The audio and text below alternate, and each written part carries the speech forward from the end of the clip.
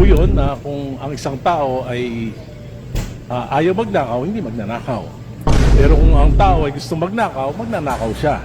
Pero mas madali magnakaw kung yung tatay mo ay yung nakabantay sa kaban ng bayan.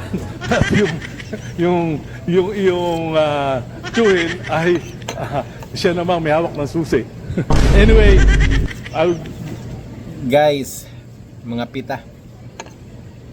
Anyway, nakadungog mo ani no.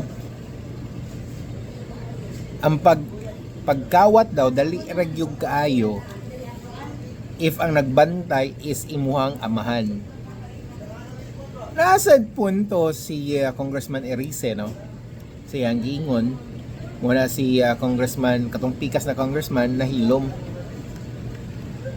Di man siya nahilom pero wala kay siya ikasulti. Kay syempre no, imong amahan biya ang nagbantay base ni kang Erice ha. Imong amahan biya nagbantay ana. So syempre dali ra gyud kayo ang pagpangawat. Mo lang gini ako ang mabantayan no. Kung kinsa gayto maglingkod ang iyahang parente mo'y pinakadaghang budget. Parehagog kang Romualdez na idagaw ni President Bongbong Marcos. Dako kay budget oy. Dako kay budget. Labi na ang anak si Marcos no. Congressman Marcos na muy pinakadakog budget sa tibuok Pilipinas.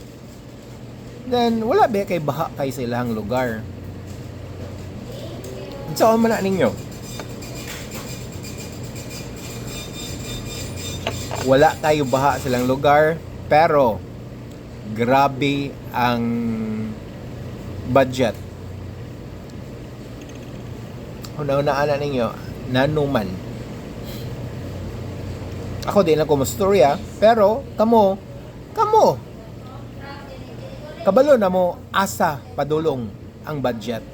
Kay nga naman, siyempre dako kay siya yung pinakadako sa Pilipinas ha, na budget. Pero wala kayo baha sa ilang lugar. As in, I mean, wala ko nadungog na nabahaan dito. Mora na.